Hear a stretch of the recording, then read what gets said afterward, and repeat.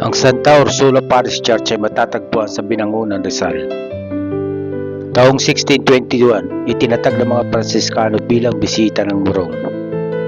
1679, nililipat ang Binangonan sa mga Jesuita kapalit ng bayan ng Baras. Taong 1697, binigay ang pamamahala sa mga Agustino. Taong 1737, muling ibinalik sa mga Pransiskano.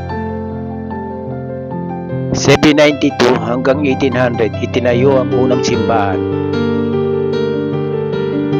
Taong 1853, sinimulan ang pagsasaayos ng simbahan at pagtatayo ng kumbento. At noong taong 1899, ang simbahan ay nasira, panahon ng digmaang Pilipino at Amerikano.